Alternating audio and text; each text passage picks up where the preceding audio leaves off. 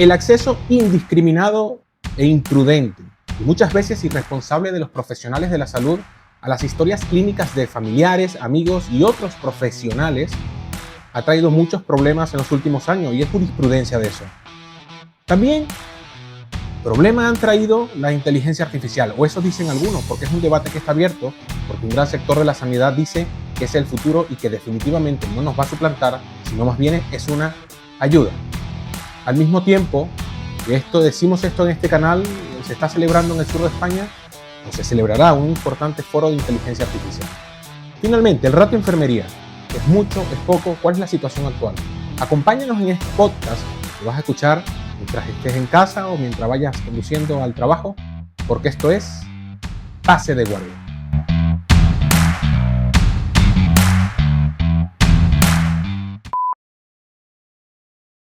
Pues bienvenidos todos una vez más aquí a nuestro pase de guardia, después de alguna que otra jornada dura de muchos de los oyentes que estaréis escuchándonos. Hoy vamos a intentar hacer un formato un poco más dinámico, intentando leer algunos temas de actualidad.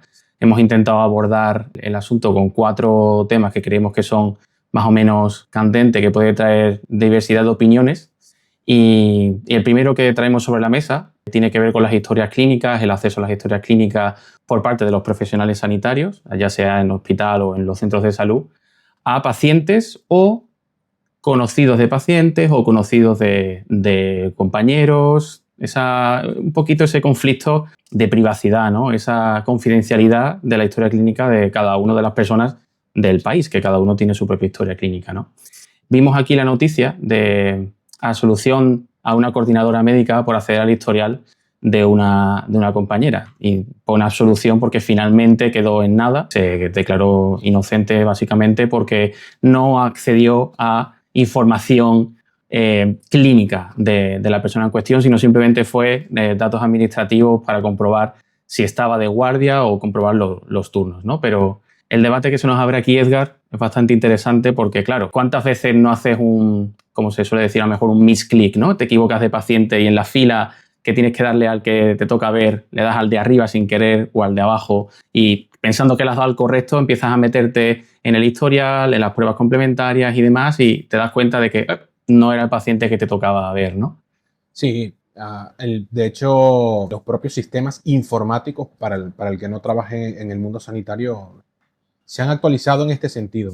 Ahora muchos tienen unas especies de barreras, entre comillas, naturales para evitar este tipo de errores. Cuando tú accedes o intentas acceder al historial de un paciente, se despliega una pantalla que te solicita el motivo por el cual tú accedes, que puede ser por inspección, puede ser por atención clínica, que si es la acción que estás ejerciendo en ese momento, investigación, auditoría y demás. Y eso en teoría facilita un poco, ¿no? De depurar el porqué de los accesos y facilitar a las personas. Pero, como comenta Alberto, muchas veces, por el propio trabajo que uno ejerce y por el ritmo que uno lleva, estás en urgencias, estás en la UCI, estás en el centro de salud, la propia velocidad o el automatismo con el que muchas veces trabajamos te hace, bueno, crees que has accedido al paciente correcto y accedes a otro. Pero claro, esos son ejemplos, errores que pueden pasar puntualmente y no se pasan. Lo que pasa es que hoy tenemos, ya el podcast va subiendo de calidad, tengo el iPad aquí. La noticia que comenta Alberto, la absolución esta de la coordinadora médica, claro, estos son casos de muchísimos accesos. De hecho, Alberto y yo hemos estado viendo una noticia, hemos estado revisando otra y tenemos una de la audiencia de Sevilla, esto fue en mayo, en donde condenan a un médico por 17 accesos indebidos al historial de su ex socio con la clave de su esposa enfermera. Esto, por supuesto, es un mal uso de la información, es un mal uso de las facultades y el acceso a la información que tiene. En este caso sí fue condenado, igual que 8 meses a una enfermera por acceder a una historia clínica de su compañera sin su consentimiento. Claro, es que al final el tema cotilleo en el mundo sanitario hay que andarse con mucho ojo, porque tú por entrar por curiosidad, por ver qué le ha pasado a algún compañero o conocido de algún compañero, te puedes meter en un lío porque al final esto a nivel legal tiene, como ha dicho Edgar, puede ser condenado tanto por lo civil como por lo penal. O sea, esto puede tener una sentencia de cárcel según la gravedad también de los datos que sean vulnerados, ¿no? y hay que andarse con mucho ojo porque pensando a lo mejor que estás como medio protegido en esa esfera laboral, de sanitario, como que somos todos una piña, hay que tener cuidado de no exceder la confianza de decir, voy a meterme a ver qué le pasó a esta persona. No se puede, no puedes. Tienes que tener un motivo real, no inventado, obviamente, un motivo real para acceder a esa historia, ¿no? Volviendo a la noticia anterior, que me hace un poco, creo que es una forma de abordar, ¿no?, ese tema, porque a mí cuando yo leí la noticia lo primero que se vino a la cabeza fue, claro, si tú como coordinadora te ves obligada a entrar en la historia de una trabajadora para ver los turnos, ¿por qué no le has preguntado directamente a dicha trabajadora qué turnos tenía o cuál ha sido el problema, ¿no?, en vez de tener que entrar a su historia, ¿no? Que claro, que no fue absuelta, pero también dice mucho como compañerismo, ¿no? El decir, ¿por qué tienes que ir por una vía paralela, ¿no?, en vez de ir directamente a la persona en cuestión? O por qué incluso ingresar a la historia clínica.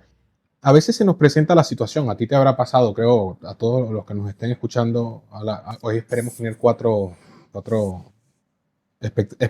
Uno más. un espectador más. A veces estamos de guardia y alguna compañera de enfermería, algún otro compañero médico te dice, oye, ¿me puedes mirar la analítica de tal paciente? O me puedes, quizás un poco más justificable, ¿no? Si esta persona está ingresada, tú accedes, se entiende que es dentro de un acto clínico. Pero a veces estás de guardia y me dice, o tú me llamas, ¿no?, por teléfono, oye, Edgar, ayer me hice una analítica en el hospital, ¿me la puedes ver? Claro, aprovechándose de la facilidad de que un compañero está trabajando, ¿no?, de las pocas ventajas que uno puede tener.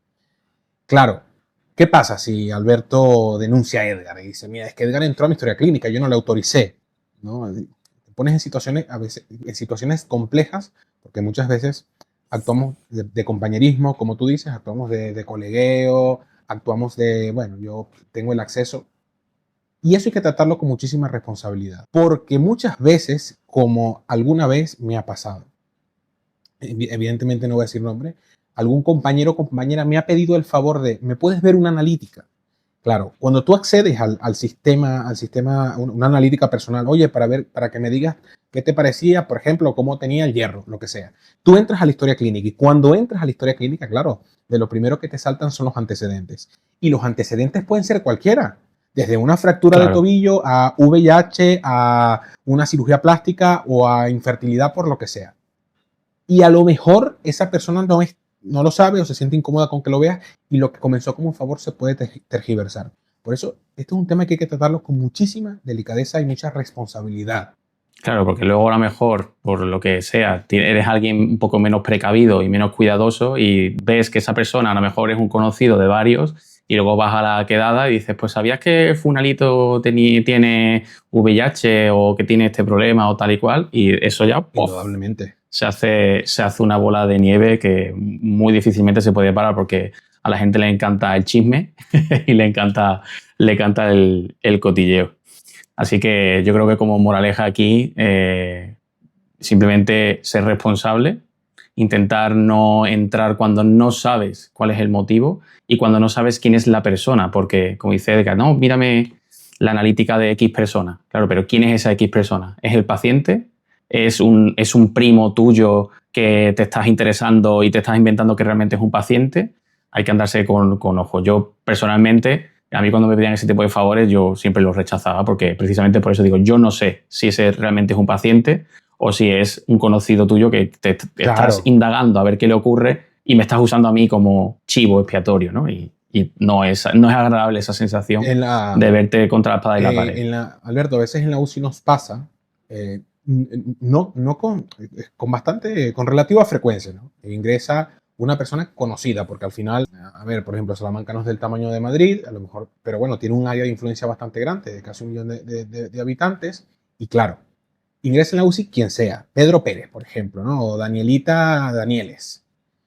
Y siempre se acerca a alguna persona que le conoce, ¿no? Que, mira, oye, que un celador, otra enfermera, otro médico, quien se pasa por ahí, oye, ¿qué te parece?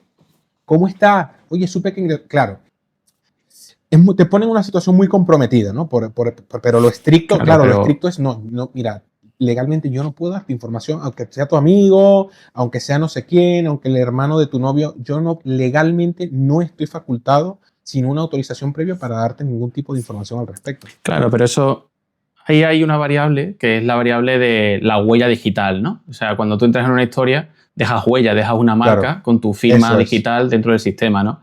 Por eso es mucho más fácil rastreable. Aquí en Irlanda, por ejemplo, en cada entrevista que haces a cada sitio que aplicas para trabajar, clínicas o lo que sea, te inciden mucho las entrevistas el asegúrate 100% a qué paciente estás clicando. Porque si entras en otro y no hay justificación, nosotros no te vamos a respaldar.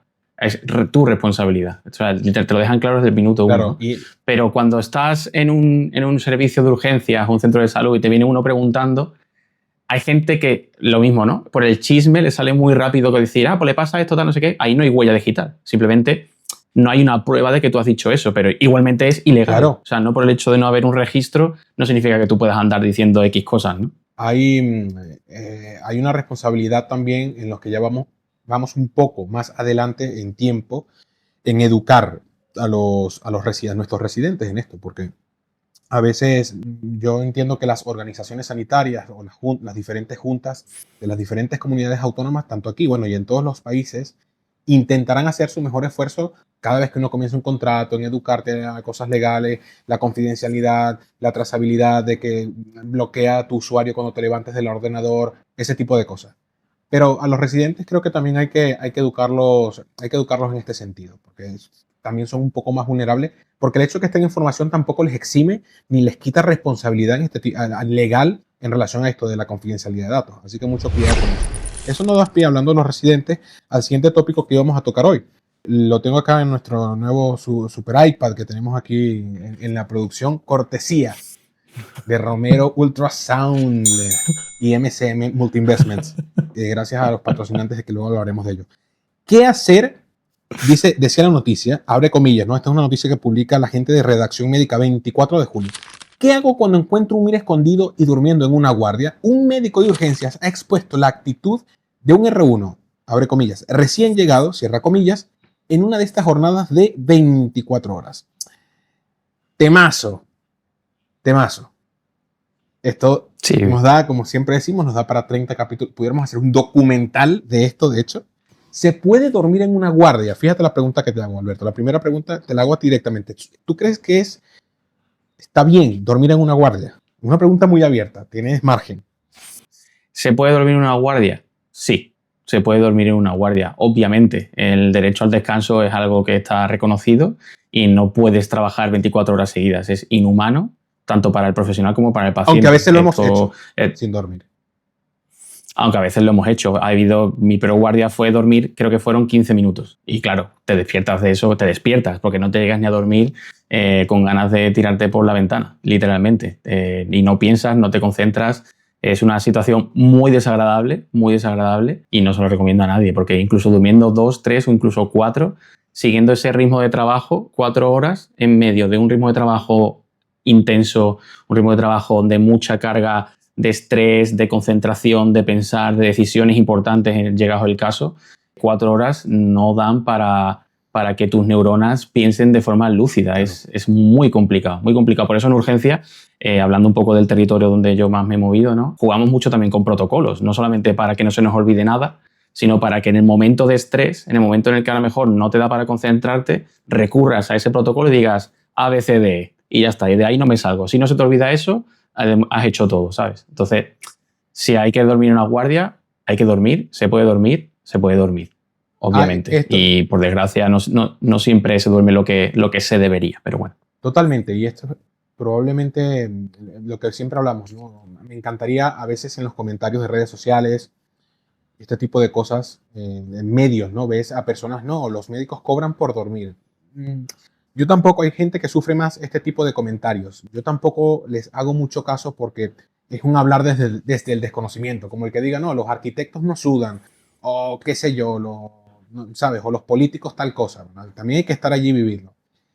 Es cierto que durante muchos años llegó un punto, porque el hablar del por qué las guardias la historia de por qué las guardias son de 24 horas, lo hablaremos en un capítulo más adelante, pero teniendo nosotros guardias de 24 horas, con los años eso se fue casi volviéndose un gesto romántico. ¿no? Como igual como aquel soldado que va y muere en la guerra y se usa para reclutar, ¿no? Llega a ser algo romántico. Y sobre todo en las series médicas tipo Anglo, Grey's Anatomy, Scrubs, ER, todo este tipo de series lo reflejaban mucho. Pero nada más lejano de la realidad, es que no tiene nada de romántico. De hecho, hay estudios que han comparado el no dormir 24 horas y los efectos que eso tiene en el cerebro lo han equiparado al consumo de alcohol.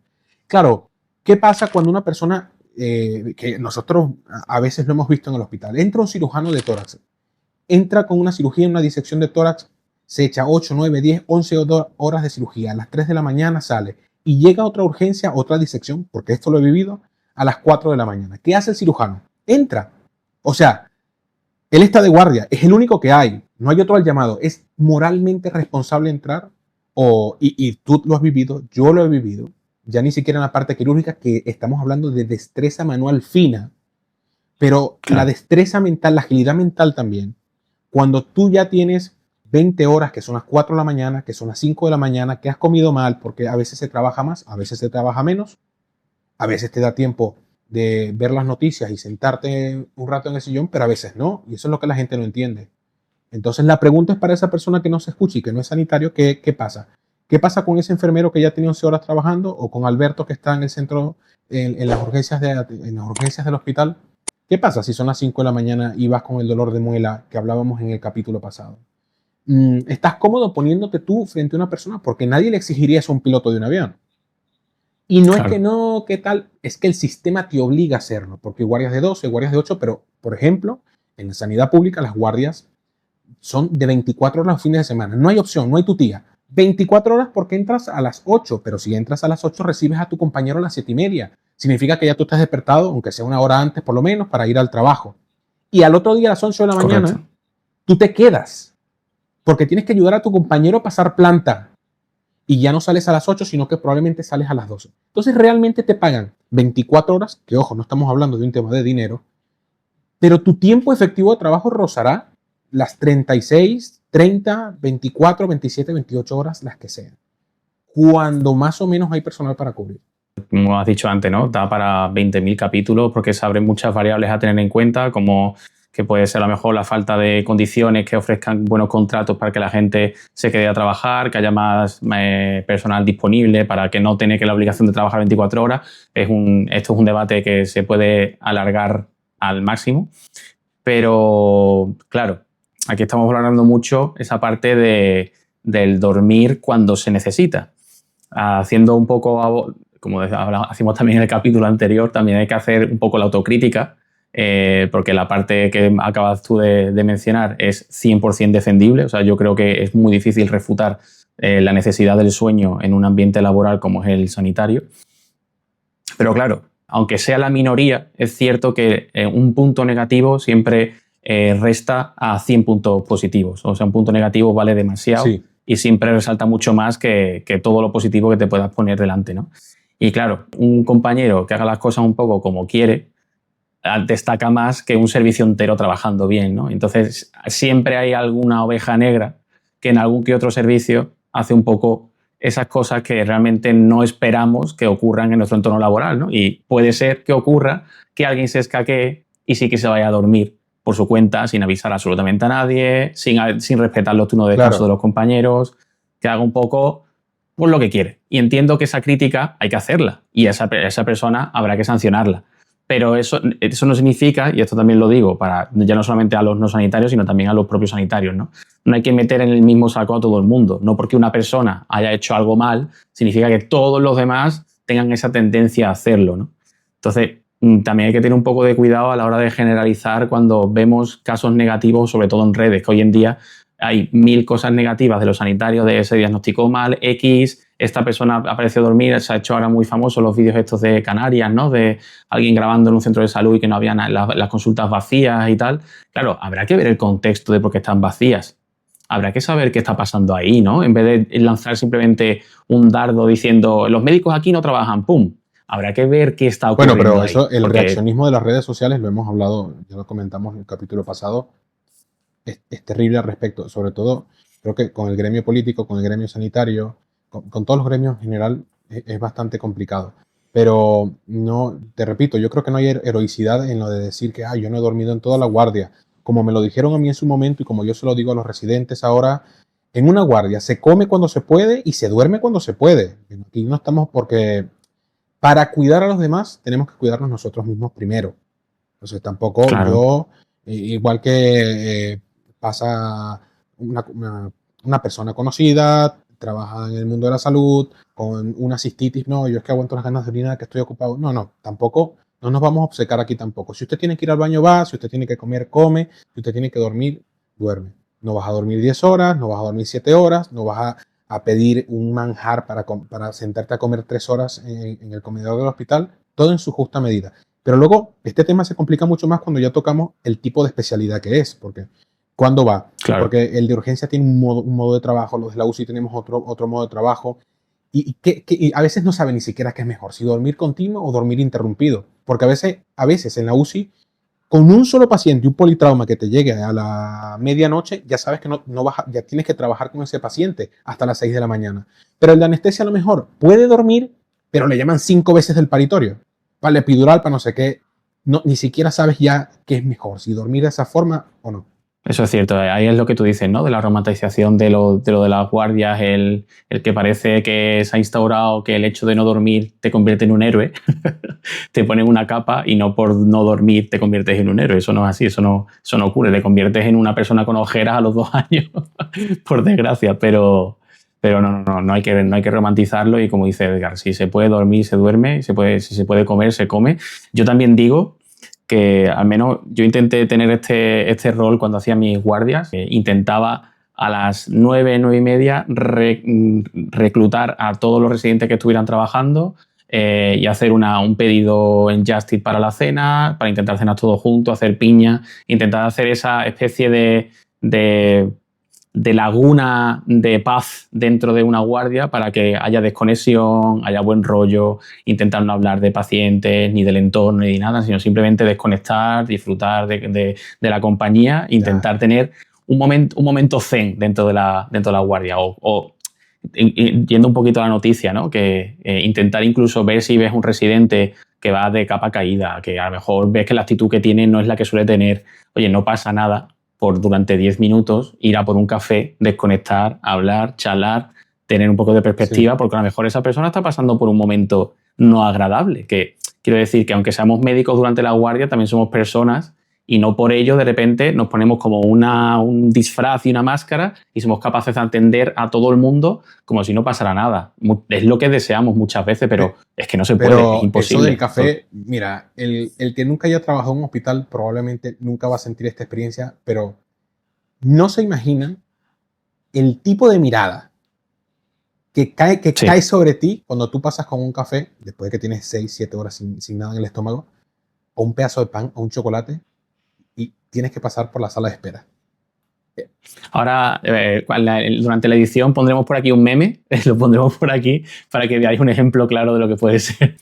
Así que, claro, en todo este contexto de cansancio, de estar al pie del cañón todo el rato y demás, muchas veces agradeceríamos una herramienta extra que nos permitiera a lo mejor diversificar las labores y poder centrarnos solamente en lo que realmente importa, que es el cuidado de los pacientes, y si son más críticos, mejor. ¿Y cuál es esa herramienta extra, Alberto? Esa herramienta extra puede ser perfectamente la inteligencia artificial, porque claro, si hay labores administrativas que la IA puede resolver, que de hecho en algún momento haremos algún capítulo entrevistando a personal administrativo, ¿no? De qué opinan de la IA, qué labor creen que puede tener ello, cómo se pueden apoyar con la inteligencia artificial, pero claro, eso quita mucha carga laboral, mucha carga asistencial y puede ayudar mucho al descanso del médico, ¿no?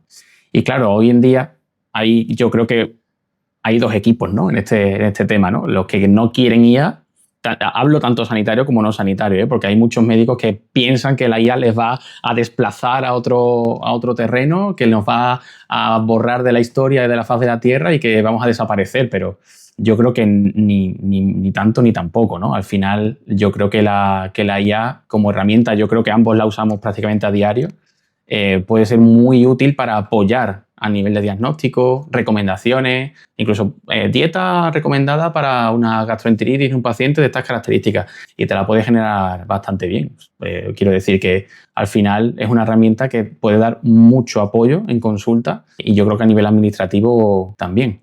La IA, además, no creo, como afirman algunas personas, bueno, ahí salió hace poco un estudio que dice que entorpece el aprendizaje y no sé qué, pero yo creo que depende de cómo se use. Yo hablaba con nuestro querido amigo Enrique Montero, un compañero a quien le enviamos saludos de aquí, un patólogo que se encuentra ahora, me parece, en las frías tierras de Sevilla. Yo creo que ahora, cuando tú usas cuando sabes utilizar la inteligencia artificial, en plan, tengo una duda, más bien, yo creo que facilita el aprendizaje y ayuda a facilitar el aprendizaje en el sentido de que a lo mejor era una duda que antes era lo suficientemente compleja como para no buscarla ahí currando o lo que fuera, pero ahora sí, ¿no? Ahora sí te tomas la molestia de cosas que no usas frecuentemente. ¿Cuáles son los efectos adversos de la doxazocina, tal? Se lo preguntas rápidamente a ChatGPT. Pero el ejemplo que tú pones de la dieta, de crear una dieta, por ejemplo, para un paciente, es un ejemplo bueno de cómo, quitando el tema del aprendizaje, puede incluso ahorrar tiempo en una consulta, ¿no? Sabes que tú te ves los pacientes que vas a ver hoy, bla, bla, bla, más o menos tienes tu programa, bueno, voy a pensar una dieta, voy a pensar esto, voy a pensar lo otro. Ya no es porque tú no puedas hacerlo, no es porque tú no sepas hacerlo, sino porque esa creación prácticamente instantánea de una tabla de 50 recomendaciones que le puedes imprimir a un paciente, si lo has contrastado previamente, por supuesto, siempre con una responsabilidad científica, pues más bien facilita el trabajo al médico. Hombre, al final yo creo que el objetivo de la medicina es a la atención al paciente. Yo creo que dedicar, hoy en día, atención primaria, ¿no? La media de duración de una consulta son 7 minutos establecidos, luego se alargará más o menos, ¿no? Pero son 7 minutos establecidos. Si de los 7 minutos, 2 los dedico a pensar una dieta porque tienes gastroenteritis, realmente lo que a mí me interesa es palpar ese abdomen, ver si tienes algún signo de alarma, ver los síntomas que tienes y dedicar el tiempo a eso, al cuidado del paciente, no a voy a hacer una dieta a ver si con esto tal, arroz, pollo. Ya. No, pues si la IA, perdón, Alberto, con lo que tú dices, con un respaldo. Sí. Alberto dice que son 7 minutos una consulta. Esa es la recomendación de la Organización Mundial de la Salud, si mal no recuerdo, sobre el tiempo de, ¿no? Lo que recomendaban. Son 7 minutos establecidos. En algún centro de salud son 6, en otros se quedan en 8. 6, 8, 7. Aquí en Irlanda son 12, pero bueno. Bueno, es irreal completamente. Yo no sé si es de Irlanda, de quien sea, la Organización Mundial de la Salud, pero son tiempos, mi especialidad no tiene consulta, pero eso son tiempos irreales para atender bien a una persona, definitivamente. No, literalmente no puedes. Continúa. De hecho, Sí, bueno, por complementar tu comentario, simplemente que al final juegas mucho con tu propio tiempo, ¿no? Y de hecho en el centro de salud mucha de la gente, de los profesionales, salen tarde porque sacrifican su tiempo fuera del horario laboral para hacer una atención correcta a pacientes que realmente tú en 6 minutos, 5 te das cuenta de, oye, no me es suficiente, necesito más. Y a lo mejor es algo urgente que no puedes decir vente mañana o vente pasado cuando haya hueco, y ese día dices, mira, voy a estar aquí 15 minutos más o 20 minutos más para atenderte porque, oye, es que si no, no sale bien la cosa. Entonces, bueno, aprovechamos de hacer una publicidad no remunerada. El día 18 de septiembre, lo estoy viendo acá en mi iPad, cortesía de MSM Multinvestment y Romero Ultrasound. El día 18 de septiembre se celebra en el Salón de Actos Ernest Lluch de Madrid, Paseo del Prado 1820, el Foro de Inteligencia Artificial para el Sistema de Salud 6IA 2025. Alberto.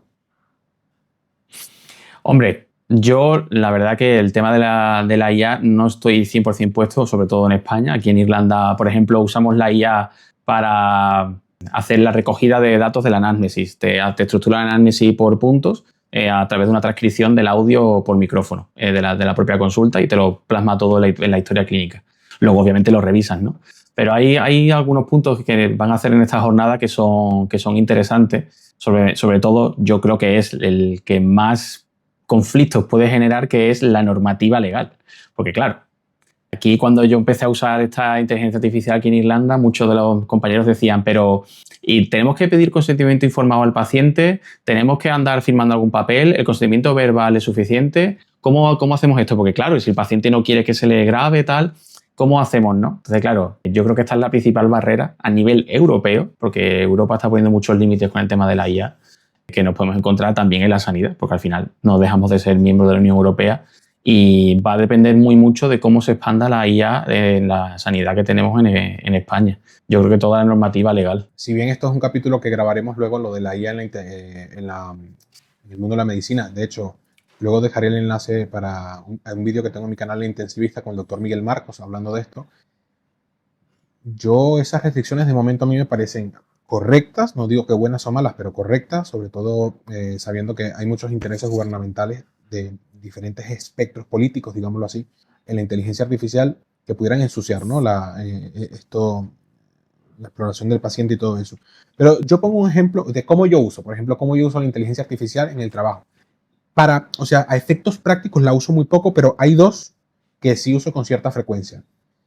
Siempre con mucho cuidado de no pillar ningún dato confidencial, por supuesto, números de historias, nombre, la fecha de nacimiento, nada de eso, sino el texto puro.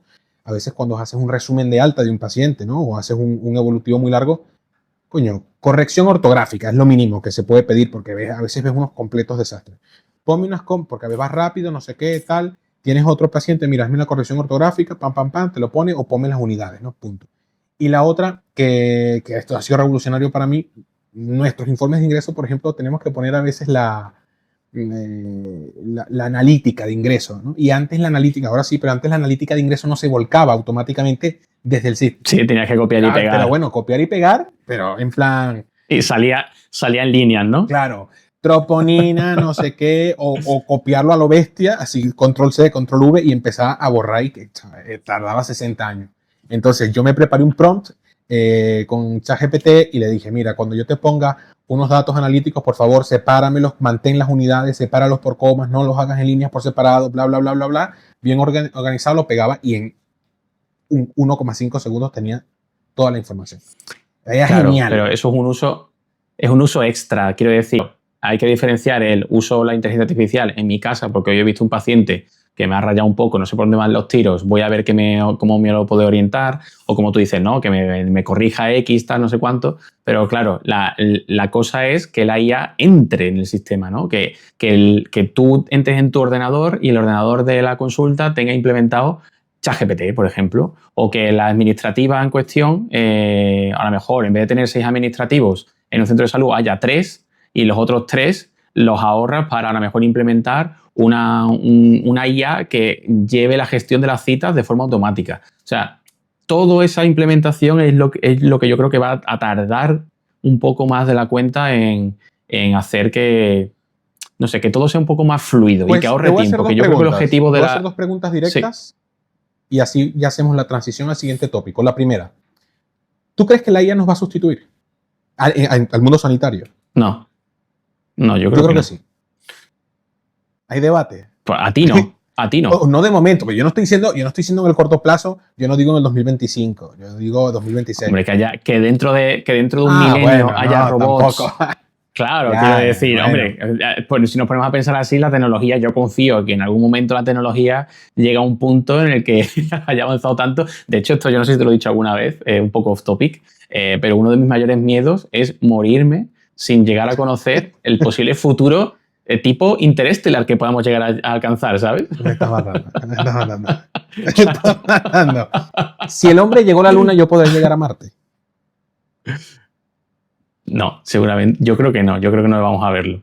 No. Yo creo que no vamos a verlo. Esto quedará para los anales de este canal, que Alberto no ha entendido lo que le he dicho en este momento. La otra pregunta, Alberto. ¿Ayuda o crees que ayudará a disminuir la carga asistencial a la inteligencia artificial? Sí. Sí, hablando de mi territorio, que es la primaria, sí, 100%, porque hay mucha labor administrativa. Yo ha habido días en consulta que no he sacado el fonendo. Que una forma de decir que ha habido días que no he explorado a nadie. Ha habido días de bajas laborales, el papelito para la ambulancia, el papelito para el tacataca, el papelito para la silla de ruedas, la derivación a no sé dónde, tal y cual. Y hay días que no sacas el fonendo, que de repente estás volviendo a casa y dices tú, hostia, pero si no he explorado a nadie. Pero entonces va a sustituir al personal administrativo. Claro, yo creo que ahí está la cuestión. Ver qué labor hace una persona administrativa que no pueda hacer una inteligencia artificial en el futuro. Yo creo que no creo que precisamente haya cosas que no pueda hacer, sino el volumen que puede manejar. Pero al final, la informatización te permite eso, manejar volúmenes grandes de trabajos repetitivos, ¿no?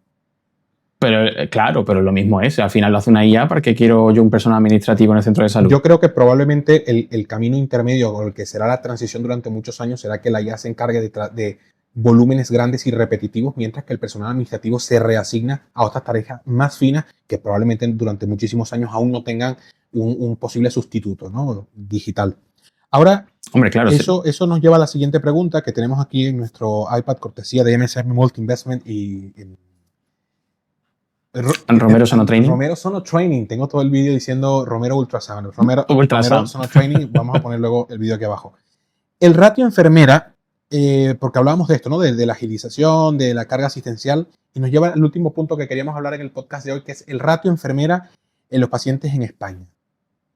¿Es mucho o es poco? Tenemos datos aquí, por ejemplo, que nos confirman que España tiene 6,3 enfermeras por cada 1.000 habitantes, versus 8,5 en el resto de la Unión Europea. Son datos del Ministerio de Sanidad y nos hacen falta más o menos unos 100.000 profesionales del mundo de la enfermería para llegar a cubrir estos números. Acá, por ejemplo, tenemos un dato, una noticia que dice: Sanidad presenta el informe Situación actual y estimación de la necesidad de enfermeras en España 2024. En España, el ratio de enfermeras por cada 1.000 habitantes es de 6,3 versus 8,5, como acabo de decir. Y este informe está respaldado por una encuesta realizada a más de 55.000 enfermeras. Cuidado con el número. Uno de los datos que se extrae de las mismas es que el 39,4% manifestó la intención de dejar la profesión en los próximos 6 años. Vamos, no sé si esto lo vamos a poder poner así 40%. Como con mucho drama y con mucho énfasis acá en el vídeo. Voy a repetir. En España se entrevistaron a 55.000 enfermeras. El 39,4, no sé, 4 por 5, 20, serán unos 25.000, por ahí, 25, 26.000 enfermeras, manifestó la intención de dejar su profesión en los próximos 10 años. Alberto. Es que un 40% es exageradamente alto. Es que del 40% de enfermerías, de enfermeros en general que tienes en España, quiera dejar la profesión, es que hay un problema claro.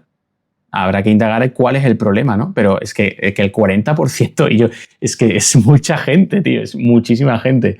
Esto lo estuvimos leyendo en El País, que sacó un reportaje que entrevistaban a varios profesionales de enfermería, ¿no? Y hacían una selección y pusieron varios ejemplos. Y cada uno abordaba varios de los temas que creen que puede ser el problema del por qué esta inercia a decir dejo la enfermería porque esto ahora mismo no me cunde, ¿no? Son muchas variables, son muchos temas que ya adelanto que probablemente de aquí a lo mejor 2 o 3 capítulos hagamos una entrevista para indagar un poco más y profundicemos en todas estas variables de enfermería. Porque claro, nosotros no somos enfermeros, no estamos tan metidos en el gremio de enfermería. Yo creo que tener a 2 personas que nos den de primera mano de qué va el tema puede ser muy beneficioso para todos, ¿no? Pero a mencionar, al menos a mí el que más me llama la atención, es el tiempo que un profesional de enfermería tarda en conseguir una plaza fija. Aquí mencionaban a una compañera que tardó una media de 10-12 años en conseguir una plaza fija, que hasta entonces son todos contratos precarios de duración de una semana, incluso de un fin de semana, o de lunes a viernes sin incluir el fin de semana para no pagarlo. Y claro, decían, claro, es que yo así no puedo permitirme ni vacaciones, no puedo permitirme planificar absolutamente nada, que una de ellas literalmente testifica, yo tuve que bautizar a mi hijo antes de tiempo porque no sabía si luego iba a poder. Entonces, claro, tú estás atando de pies y manos a un profesional porque no le estás dando la libertad de tener un contrato decente. Entonces, claro, escuchando solamente esto, dices, entiendo que esa persona se quiere dedicar a otra cosa que no sea la enfermería. Solamente por el hecho de tener autonomía, claro, y no depender de un contrato, ¿sabes? Y los enfermeros, nosotros en la UCI que echamos mañanas, noches infinitas, tardes infinitas, codo a codo con el personal de enfermería. Y no es que los TKs y los auxiliares se escapen de esto, y los celadores se escapen de esto, pero ahora nos compete el tema de enfermería. Que luego lo hablaremos en la entrevista que tenemos en 2 o 3 semanas, les colocan en contratos en UCI, en urgencias, en UCI pediátrica, en hematología, están un año tal, y luego se van, como lo decíamos, a otra unidad y se pierde un profesional que ya empezó a formarse y a consolidar sus comportamientos en esto. Y no, bueno, no solo va en el detrimento del orgullo, de las ganas de realizarse de cualquier enfermero o enfermera que nos esté escuchando eso, sino también en el detrimento de los profesionales de la salud, perdón, y de los pacientes. Mira, aquí hay un estudio que vamos a colocar acá el enlace que hizo Solís Muñoz, de enfermería del Hospital Universitario de Puerta Hierro en Majadahonda. Esto se publicó en el 2016 y hablaba de la asociación del estudio, un estudio de la asociación del ratio de enfermería y los desenlaces de los pacientes en UCI, que es el área que yo conozco, ¿no? Y hablaban de que cuando el número de los pacientes estaba en un ratio por encima de 2,5 pacientes por enfermera, aumentaba la mortalidad en un 3,5%. A los que no estén acostumbrados a los números 3,5% es una barbaridad. Hay lugares incluso en Asia... Que de cada 10... Claro, hay profesionales en algunos lugares muy concretos de Asia, el ratio de UCI, el ratio de enfermería pacientes puede llegar incluso a ser de 1,51, 1,1, que es espectacular. Y ya en otros países de Sudamérica, por ejemplo, el ratio puede llegar a ser peor. Pero acá no nos estamos manejando con ratios buenos y esto al final es un tema que involucra al paciente, que involucra a la enfermera, que involucra a la sociedad en general. Del 3% de los pacientes, el 3,5% de los pacientes se mueran solamente porque no cumplas el ratio de enfermería, dice mucho del sistema que tenemos. Abriendo un poquito el bocadillo de lo que es el sistema y sus deficiencias, que hace plantearse muchas cosas de por qué esto se permite. O sea, si esto realmente, te hago aquí también la pregunta, ¿no? Si esto realmente fuera conocido a nivel poblacional, ¿la gente pediría más enfermeras?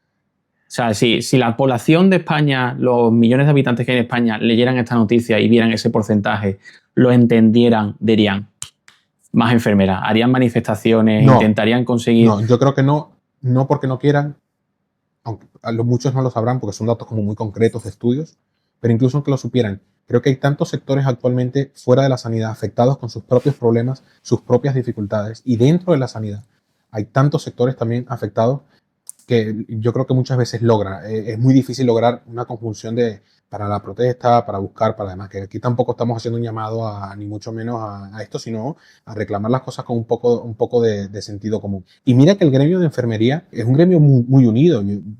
Esto sí es verdad que es una opinión muy controversial y muy personal, que a veces no comparten algunos colegas conmigo, pero creo que a nivel de gremio el personal de enfermería es mucho más unido y mucho más solidario en ese sentido, y de hecho mucho más disciplinado a la hora de aceptar o no cargas laborales con respecto. Mira, yo le envío de aquí un saludo al personal de enfermería de la UCI del Hospital Dr. Negrín, donde tuve la grandísima oportunidad de trabajar, y allá las compañeras y compañeros de enfermería eran muy estrictos con el ratio de enfermeras y pacientes que tenían que llevar. Pero yo he estado en otras UCIs donde te puede muchas veces como profesional, como médico, como enfermera, como celador, bueno, mira, hay un ingreso más y no hay, pero bueno, ¿qué vas a hacer? ¿Vas a dejar que el paciente se muera? ¿Lo vas a dejar en la planta? Pues no, ingresa y tira para adelante. Pero el sistema se alimenta de eso. Claro. El sistema se nutre de nuestra buena voluntad. Claro. Y ha pasado así por muchos años y seguirá pasando. Pero esto es, como hemos dicho ya 20.000 veces, para otro podcast o para 20.000, porque claro, al final no hay que olvidar que el sistema público, aunque tenga la etiqueta de público, no deja de ser una empresa pública, de dominio público, ¿no? Y como tal busca rentabilidad. Entonces, si puedes hacer que una persona te haga lo que pueda hacer dos, win-win. Para la empresa es, pues para adelante, claro que sí. Y al final la vocación, la supuesta vocación que nos da de comer, para muchos que creen que comemos de vocación, hace que mantengamos el sistema en pie solamente porque queremos hacer las cosas bien. Entonces, claro, dices tú, ¿pero a costa de qué? Bueno, ¿a costa de qué? ¿De un 3,5% de mortalidad? Pero precisamente por eso, por ser una empresa, y que además está bien, todo tiene que gestionarse y tampoco se trata de despilfarrar, para eso hay procesos de gestión específicos. Y no seré yo el que abra uno de los melones más polémicos. De hecho, voy a ir lo más tangencial posible para no volvernos locos aquí. Pero si se trata de gestionar, a lo mejor como sociedad y como sistema sanitario no estamos preparados todavía para asumir ciertos tipos o subvencionar ciertos tipos de intervenciones quirúrgicas, a la vez que tienes a profesionales básicos, necesarios, imprescindibles, en unas situaciones de contratos precarios. Lo dejo allí. No nos vamos a complicar. Apago la mecha. Apaga la mecha y nos despedimos. Apagamos la mecha, ya lo dejamos para otro podcast más interesante con ese tema. Pues hasta aquí el capítulo de hoy. Compañera de UBI, enfermera de urgencia, enfermera de centro de salud. ¿Cuál es vuestro ratio? ¿Consideráis que tenéis un ratio bueno y aceptable y legal en vuestro ambiente laboral? Compañero de urgencia, ¿te has dormido alguna vez cuando no debías? ¿Crees que no duermes lo suficiente en las guardias? Ya sabéis, dejad en los comentarios lo que pensáis sobre todos los temas que hemos ido hablando y muchas gracias por habernos acompañado. Chao, buena guardia.